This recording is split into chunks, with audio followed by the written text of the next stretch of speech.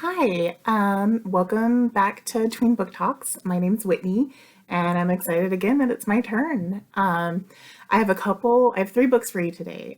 Two of them are graphic novels, and then one of them is just a regular fiction book. Let's just jump right in.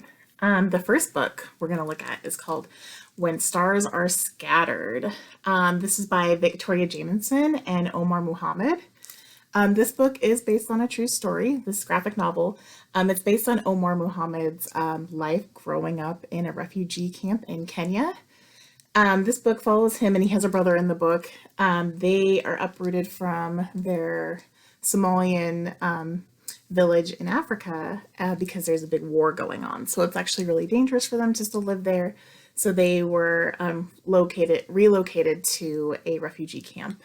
And the book talks about what their life was like living there, what it's like living there as a kid. In the book, as well as like a quote from the author, he talks about as a kid living in a refugee camp, there's a lot of like not great things. But one of the worst things is boredom. He said he was just always bored as a kid. You could find things to do. Like in the book, Hassan and Omar here, his brother's Hassan, they make like houses out of muds and sticks, but they would do that like every single day because there just wasn't much else for kids to like play with.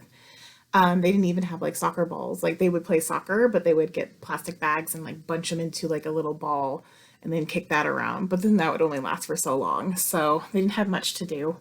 And then one day Omar's faced with like a big decision, a big struggle. He gets the opportunity to attend a refugee school that they have there. These camps are huge. You have to picture it as Omar explains it in the book as from one end to the other, it could take 4 hours just to walk, and they actually have like buses and cars and stuff to drive one end to the other because that's how big this like camp is. It's not like what you might imagine as a camp. So it's really huge.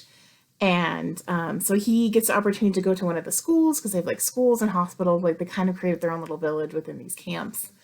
But he struggles with saying yes to this opportunity because he takes care of his brother during the day. And Hassan actually is mute, so he struggles with learning and like other stuff as well and gets misjudged a lot. So he's afraid to leave his brother during the day. And it's his best friend too, so it's just a hard decision for him. So it's a really good book. The cover is really pretty as well. The graphics are really nice and detailed. So if you want to know more about Omar's life and what it was like growing up in a refugee camp, go ahead and read it. It's a really beautiful story. And one of the biggest things is him and Hassan find, a way to create a family unit, even in the most difficult circumstances, which can be really hard to do. So definitely check this one out. It's a really good read. And let's move on to our next one. Our next one is called The Runaway Princess. And it's by John Tredrosky. If I'm saying that right, I probably didn't. But The Runaway Princess is about Robin, who's this little redheaded princess. She is not a normal princess. She does not like to sit there and do her etiquette classes or take ballroom dancing and, learn all that princessy stuff all day. She would rather go on an adventure and actually make some friends. She's very lonely where she's at in the castle. So one day she decides the only way for her to do that is to run away. So she runs away, and on her adventure, she meets mermaids and pirates and trolls, and she also makes other friends from other kids. So this follows Robin's adventure running away. I won't give too many details about this because there's a lot of fun, silly moments in this book. I would say maybe it's a little bit younger, like tweenish. I really liked it still though, and I'm not a tween, obviously. So I would definitely give it a read, and it's fun. It's an interactive book, so there's moments in the book where it'll be like, "Hey, shake the book and help Robin do this," or help Robin spot this specific character or something like that. So it keeps you really engaged in the book the whole time. And so I really like that. So I would give it a read, Runaway Princess. Okay, and then we have one more, and this is the non-graphic novel one. This is the fiction one. And this one's called The Elephant's Girl by Celesta Remington. So this one I'm a little bit like biased and partial to because one of my favorite animals is an elephant. I mean, as you can see in my background, my little elephant statue. So I was really excited just to see the cover of this book, and I was like, I need to read it regardless of what it's about. But reading it, it was actually a great story on top of it being really pretty and about elephants too. So elephants never forget, right? Well, Lexington Willow has a hard time remembering anything from before. When she was a toddler, a tornado swept through her city and it actually picked her up and placed her in a Nebraskan zoo in an elephant exhibit.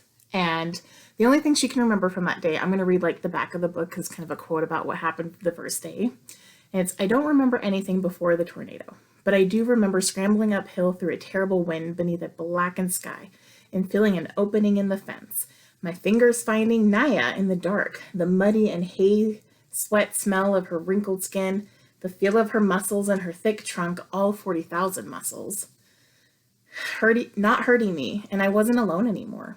So Naya actually finds her after she gets landed in the tornado and protects her further from the tornado and shields her to make sure she doesn't get blown away any further. So this is about her and Naya's. They obviously they form a very special bond. And the book follows, it starts from a toddler to when she turns 12. So now that she's 12, she's been living at the zoo. She has a new foster dad. The man who owned the zoo actually took her in and took her as his own.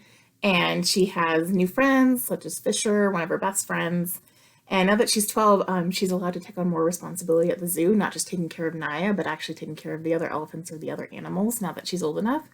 And so that kind of follows her story of her learning to do that and her deeper connection with Naya. And it's also kind of a mystery because it is going to talk about and explore about, where was she from? What was her life like before this? Where's her family?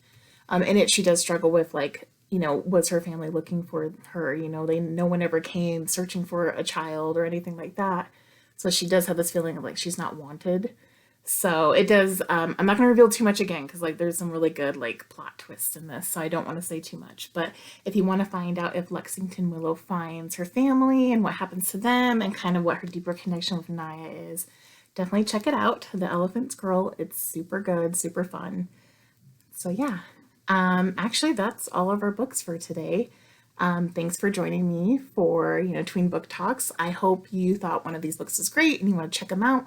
You can put them all on hold online through our catalog. So you can go to mld.org and you can put them on hold. That's probably the best way to do it. Most of these books are new, and so there is a wait for some of them. But go ahead and do that. If you do that, or if there's one that you're really interested, why don't you leave me a comment and tell me which one you're interested in, which one sounds good, or even if you just want to say hey, this is what I'm reading right now, that would be super fun. Or you can email me at wgarcia@mld.org and you can talk to me, tell me about the books you're reading or any other book talk ones you might want me to cover. I try to cover newish ones, and I definitely try to cover more graphic novels. So if you have ideas, let me know as well. Thank you guys for joining me. I will see you next time.